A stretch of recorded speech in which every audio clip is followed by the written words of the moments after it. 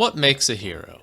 I think this is a simple question with a very complex answer, and not everyone seems to have the same definition. There's a lot of intersectionality between different heroes of different types. A hero is heroic, but that's basically just defining a definition with itself. A hero can be courageous, but not always. They can be virtuous, but not always. They can do good, but not always. When we think of heroes, there is no better example of the idealized hero than Superman. In fact, there are some people who believe that Superman is too perfect of a hero to be viewed as realistic. Growing up, I always saw the discourse surrounding Superman. In my view, he was a less interesting character for me than Batman ever was, and he always seemed to be too perfect from the outside looking in. As a child, I felt that he was just not layered enough as a character, which basically means that I called him dumb, stupid, and poorly written. I fed into the discourse because I believed every good character needed flaws and that Superman had little to none. The issue with that critique is that it attacks a caricature of Superman and does not actually critique Superman as a character. It was also an assumption based on what I saw from the Justice League cartoons, which I used to watch. But that could just mean that the writers didn't know how to write Superman's character. Justice League and its sequel series, Justice League Unlimited, is an amazing show which still holds up to this day. However, looking back on it, there is some pretty clear bias when it comes to the heroes and their writing. It's no wonder that I grew up loving Batman over Superman, because Batman is given the bulk of the coolest moments in the show, while Superman acts as sort of a trump card for the Justice League to pull out when they have nothing else. When Superman is on screen, we always know who is going to come out on top. Now, don't get me wrong, I think Superman was actually really well written in the Justice League cartoons, but there's an essence which is missing about him, and which I attribute my initial impression of Superman to be from. The thing that was missing from this interpretation of Superman is Superman's themes of rising above temptation to do the right thing. You see, a hero archetype like Superman is less about having a justification to do good and save people as much as it is a statement that we must do good regardless of who we are and the power we possess. Superman is the answer to the age-old adage of power tends to corrupt, but absolute power corrupts absolutely. It is a critique of that statement. Superman is a god among men. He is invulnerable in nearly every conceivable way aside from one. He could very easily destroy the world and everybody in it if he wanted to, and there would be little to nothing anyone could do about it. But he doesn't. Instead of being corrupted or tempted by his power to be self-serving, Superman instead chooses every single day to rise above it. He chooses to lead by example and see the good in people. He sees the inherent value in each and every individual because strength and power is not the only thing which matters in society. Superman serves as proof that absolute power does not need to corrupt absolutely. He is a message that those who possess power can work in the interests of the people they serve, and those in power who serve themselves have made a conscious decision to give in to that temptation of corruption. Superman represents doing good for its own sake, rising above temptation, and finding value in every human being. Even though Superman is an alien from outer space, he is the most human among any one of us here. He is what we should all strive to be, a hero. But one could also argue that Superman is only good because it is convenient for him to do so, just like it would be good and convenient for you to sign up for today's sponsor, Aura. I want you guys to think about a time when a company you trusted announced a data breach involving your personal information. What went through your mind as you processed the news? What actions did you take to respond? And most importantly, what actions did you not take to respond? Because not responding or taking any action in this moment right now could leave you vulnerable to future data breaches. After all, hackers may have stolen the social security numbers of every American, So if you live in America like I do, you might want to listen to what I have to say. Over 2.9 billion records were stolen from National Public Data, which offers personal information to employers, private investigators, staffing agencies, and others doing background checks. These stolen records include a person's full name, address, date of birth, social security number, and phone number, along with alternate names and birth dates. And members of the hacker group have reportedly released this information for free online. I don't know about you guys, but as a person who has had their passwords stolen in the past, that sort of thing is incredibly terrifying to me. Oftentimes we think it can't happen to us until it does, and we're left without any idea of what to do or who to call. Even if you're doing your best to keep your identity safe, things like this can still happen.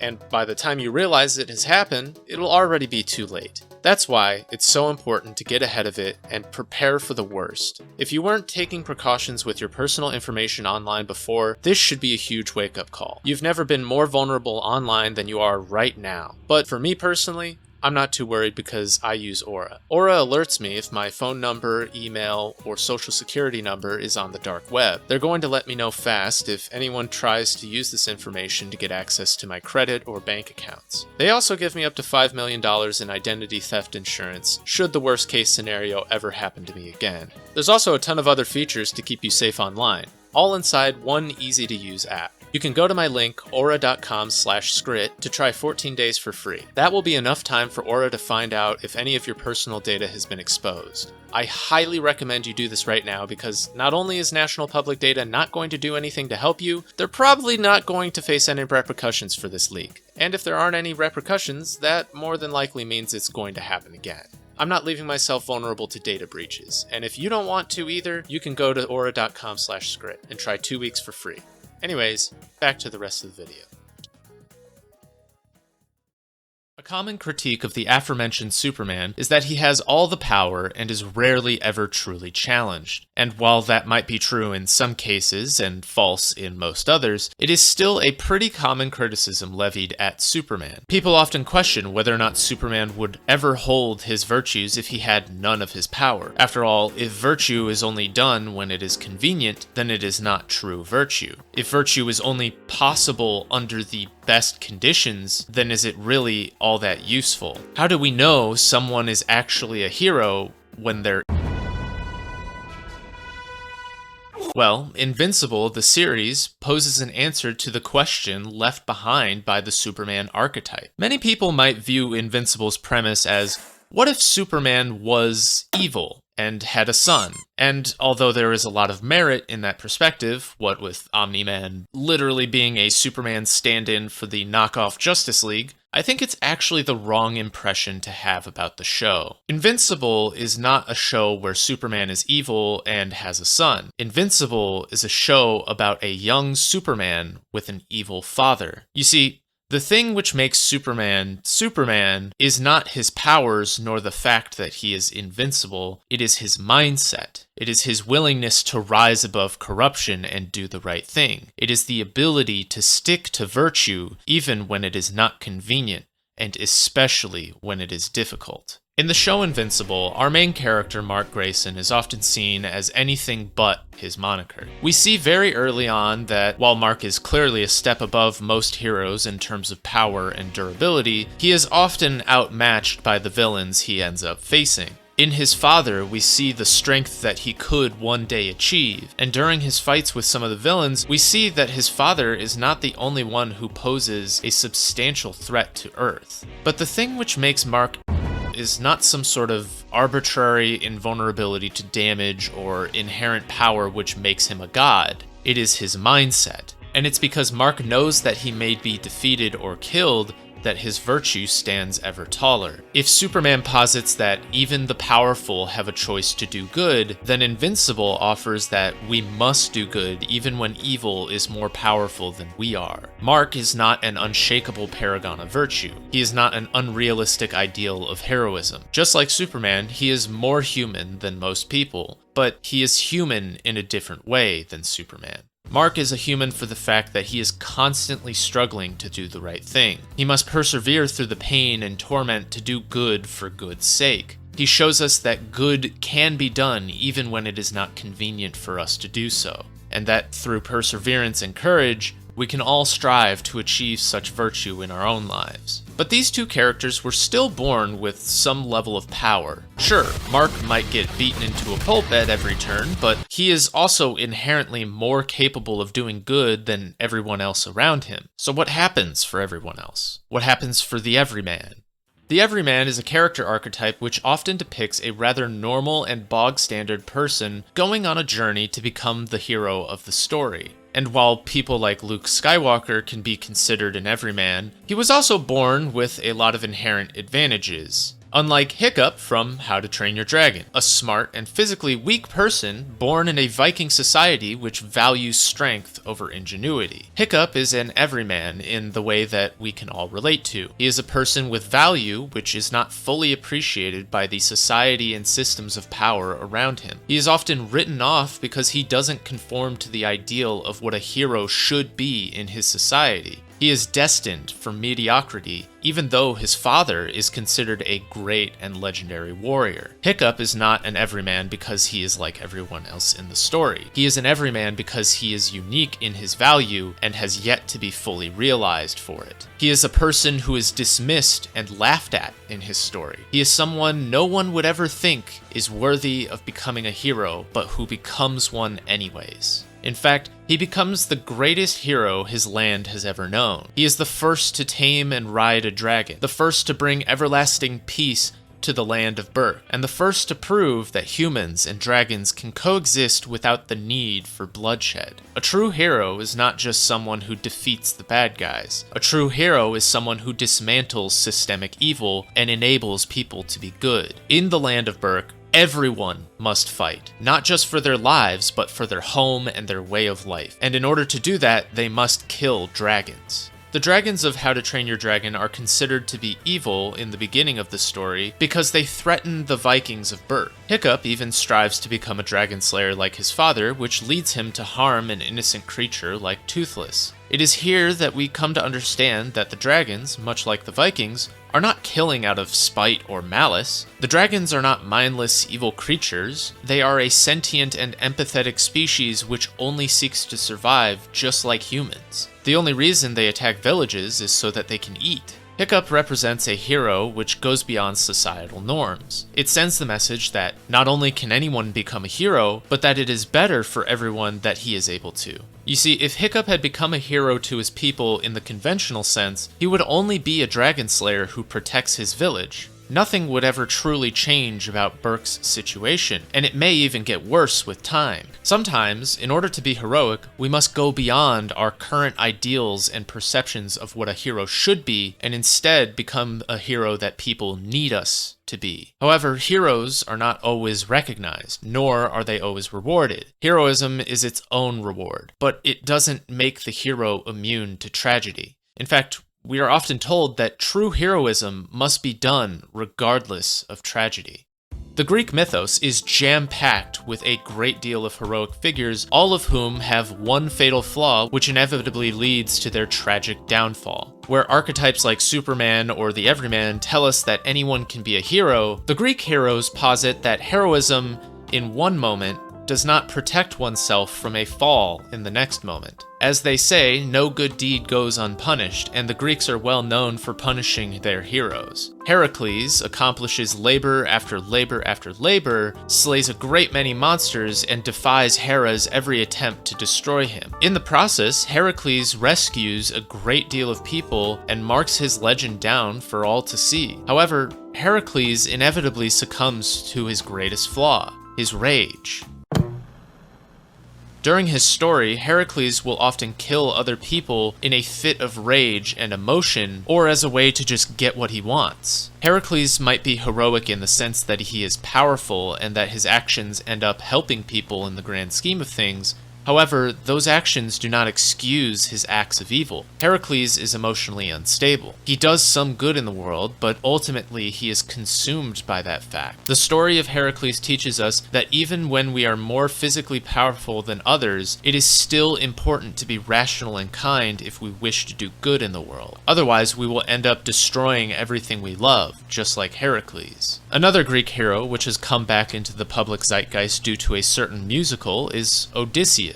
Odysseus, in contrast to Heracles, is a relatively normal man in the physical sense. He's not invincible like Achilles, nor strong like Heracles. In fact, he's one of the only non-demigod Greek heroes. Where Heracles lacked forethought and rationality, Odysseus is defined by his abundance of it. He is a cunning and intelligent hero who defeats his obstacles with a good plan. Odysseus's flaw, however, is his pride and hubris. It is his desire for glory which sends him to the Trojan War away from his wife and newborn child. It is his pride which causes him to taunt the Cyclops Polyphemus by revealing his name. It is Odysseus's pride which caused him to disregard Eurylochus's warnings about Circe and get his men turned into pigs. It is because he believed himself to be smarter and better than his crew members that he does not tell them anything when he gets the bag of wind, and thus they inevitably open that bag of wind.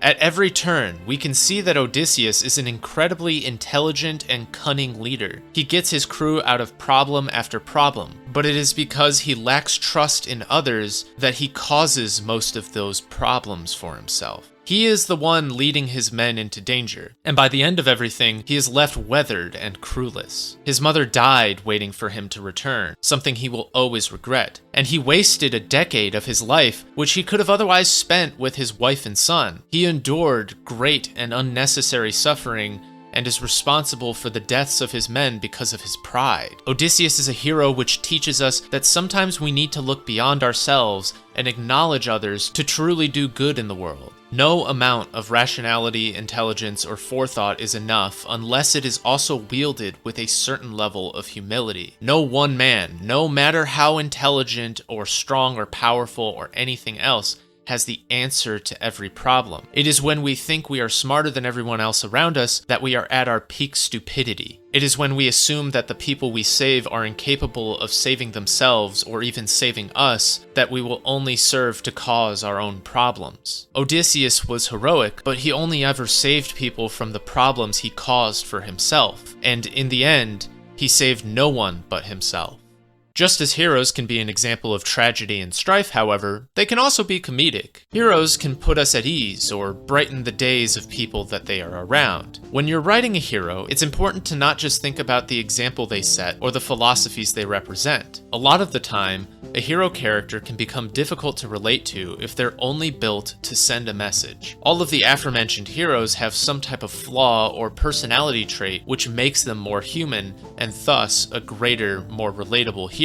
When it comes to making a character who is instantly relatable, comedy can go a long way. It's one of the biggest reasons that a character like Spider-Man is so beloved by everybody. The web-slinger is well known for his quips. He's always got something witty to say to the villains when he fights them, and it makes him all the more endearing for it. This comedy is often in contrast to the struggles which Peter Parker must undergo as well. It is the humor which helps us, the audience, to cope with the darker themes in Spider-Man. One could argue that it is also Peter's humor which helps him to cope with everything that happens to him. Because if you don't read the comics, you might not know that Spider-Man is among one of the most tortured and tragic individuals in Marvel. Nearly every issue and edition will put this man through the ringer, and if he happens to not be one of the main characters, there's a high chance he is going to be the recipient of one of the most gruesome and unnecessarily cruel deaths in that story. Eaten alive, filled with sand until he explodes from the inside out,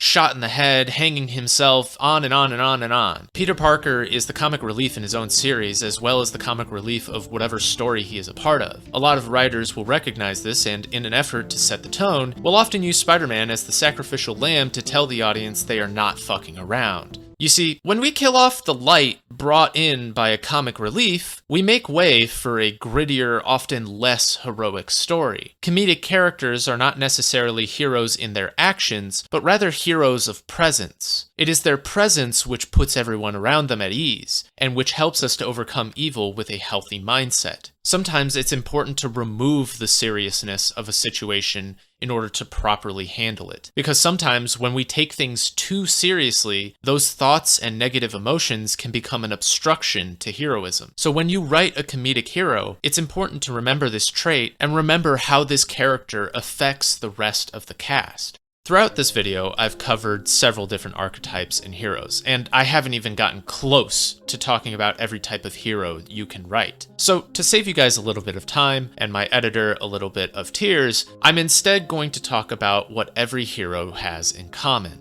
struggle. A hero is ultimately someone who struggles to do the right thing, not just against the villains of the story, but against themselves and sometimes even the ones they want to save. A hero is someone who struggles to do the right thing despite wanting to, because doing the right thing is difficult. No good deed goes unpunished, and no evil act unrewarded. However, doing good for its own sake is the definition of heroism. Planting trees which we will never sit under the shade of is the essence of what it means to be a hero. It means to do something for other people, even when it is uncertain if you will ever be rewarded for doing so. Take a moment right now to think about all that you have in life and all that you are. Think of how many people had to sacrifice just to indirectly make your life better. Now, think of all the people who are greedy and selfish who have indirectly made your life worse. When people act transactionally, nothing is ever given, and the best we can expect is a fair exchange. However, when we learn to accept that doing good is its own reward, that is when we progress as a society and as humanity. When we show others we care about them, we are being heroic. When we stand in the face of greed, that is heroism. When we do what is right, even at the cost of our convenience and peace, we ensure the convenience and peace of countless lives down the road. Everyone can take and reward themselves until no one else has anything left to take. However, when we give freely to others, we unlock an infinite potential for growth and happiness, which requires neither theft nor transaction. When we stop keeping count, our value becomes infinite. With each generation, we push past the greed of men to rise above and inspire the good of humanity. So take action, do whatever good you can, and start writing.